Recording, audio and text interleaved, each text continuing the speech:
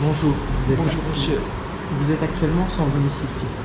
Est-ce que vous pourriez me raconter votre histoire, s'il vous plaît? Ben, mon histoire, c'est que voilà, l'État français n'a pas su assurer. En fait, j'ai perdu. Je vais commencer par la fin. C'est la meilleure des choses.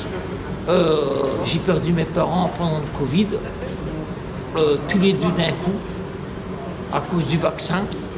Ils ont été vaccinés, 48 heures après, ils ont été décédés. Et j'ai dû les enterrer.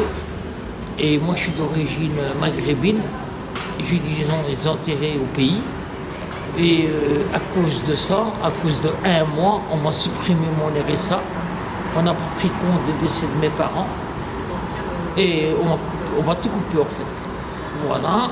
Et ma copine, due à ça, elle s'est suicidée. Et on vivait à Marseille.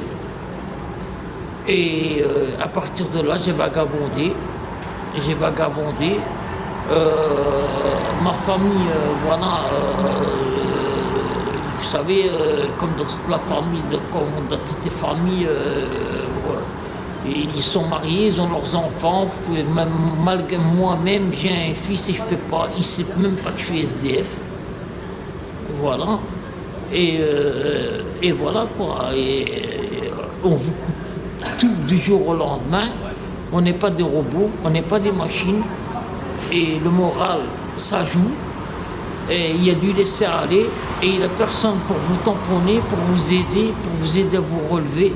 Surtout pas l'État, parce qu'on se base beaucoup sur l'État, beaucoup sur les ondits, sur la télé et tout ça. Mais en fait, c'est que de l'intox.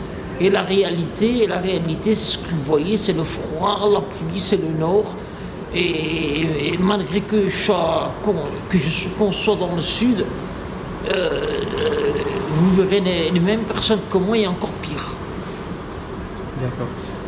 Est-ce que vous pourriez me raconter votre quotidien Mon quotidien, c'est que quand il y a la pauvreté, comme dans tous les pays, c'est la drogue en premier. Moi, heureusement, j'ai 50 ans, on dirait pas. Voilà, j'ai connu ça jeune, je touche pas à ça. Mais il y a la drogue, il y a l'alcool, il y a tout pour faire oublier la misère qu'on vit. Parce que quand on se lève au matin, la première chose qu'on a envie de se faire, c'est se tirer une balle dans la tête. Alors pour oublier tout ça, c'est se droguer, ou boire, ou faire, voilà, pas oublier. Celui qui ne drogue pas, il va boire. Celui qui ne boit pas, il va faire autre chose. Mais la majorité, malheureusement, c'est la drogue. Et moi, ce qui me busque, qui me tient debout, c'est que c'est ma doctrine, comment j'ai été élevé et ma religion. C'est ça qui me tient debout.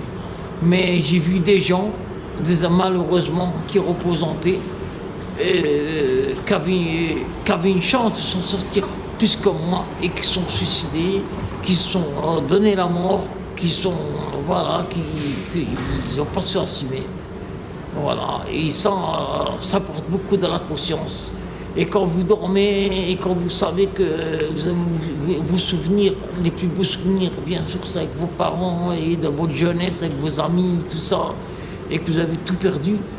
Et voilà quoi, ça va arriver à dire, mais c'est comme ça. Voilà, la vie pour moi, c'est comme un jeu de cartes. Voilà, tu gagnes, c'est comme une tombola. Comme dirait un grand joueur de foot Maradona, la vie c'est comme une tombola. Des fois tu gagnes, des fois tu perds. Tu montes ou des fois tu descends. C'est comme ça. Et tu n'as pas le choix. Et il faut subir.